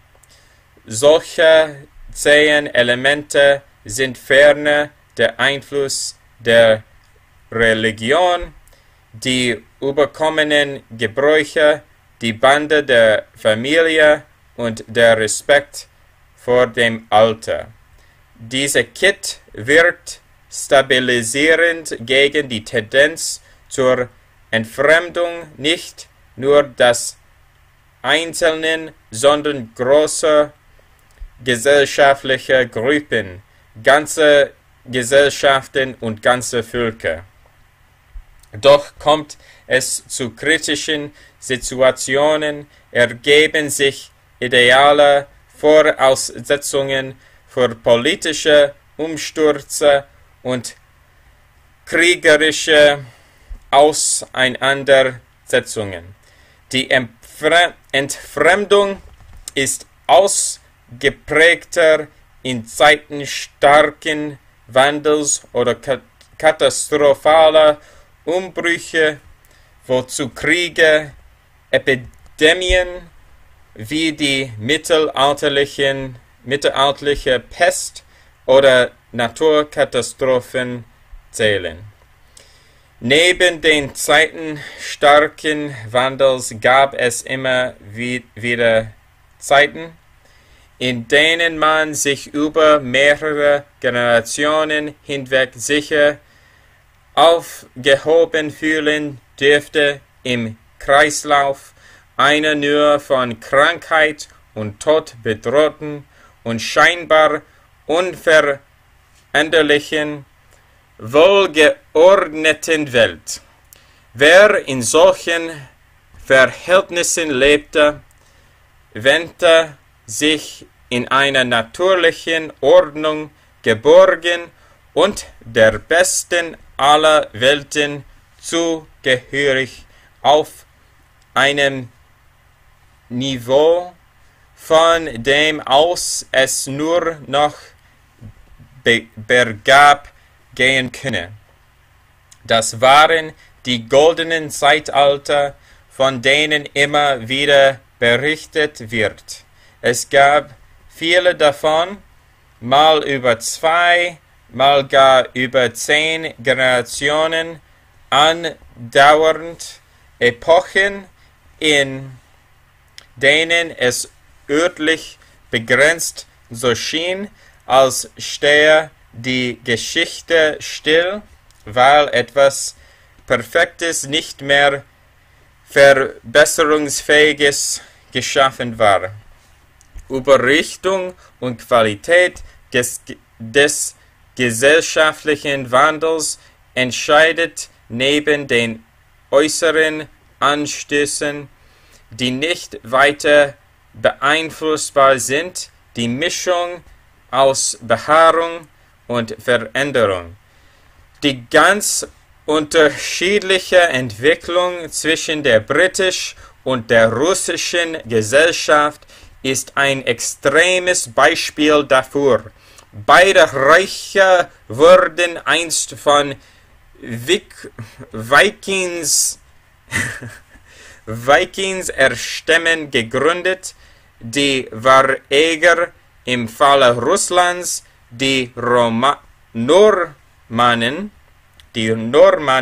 im Falle Englands, und doch nahmen sie sehr unterschiedliche Wege. Die berühmten goldenen Zeitalter haben sich stets dadurch ausgezeichnet, dass ihr Fundament die jeweils richtige Mischung aus Stabilität und Elastizität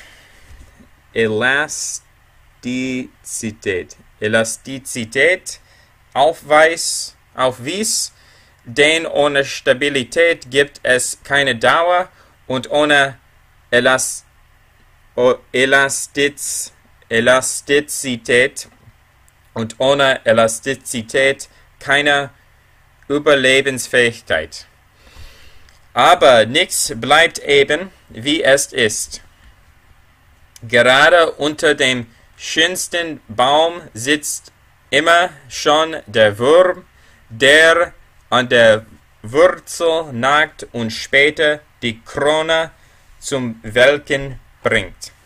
Der späte Willy Brandt sagte einmal sehr schön: Nichts kommt von selbst und nur wenig ist von Dauer. Auf ganz lange Sicht ist sowieso alles menschliche Tun vergeblich, aber hilflos den historischen Geschicken ausgeliefert sind wird auch nicht. Wie die meiste im Leben ist auch der Inhalt dieses Buches ambivalent. Die hier beschriebenen Trends nagen an den Wurzeln von materiellem Wohlstand und gesellschaftlicher Stabilität, aber es gilt immer Ansatzpunkte manches zum Positiven zu wenden. Man muss es nur tun. Wow. Okay, we reached chapter 1. Guys, if you like this sort of thing, I mean, that's just a coincidence because as it turns out, I'm just practicing a language here. I'm not doing anything too productive for you, but I will probably continue in this vein. We might finish that book. We might move on to other books. That's enough for today. Thanks for listening, and I'll see you next time. Bye-bye.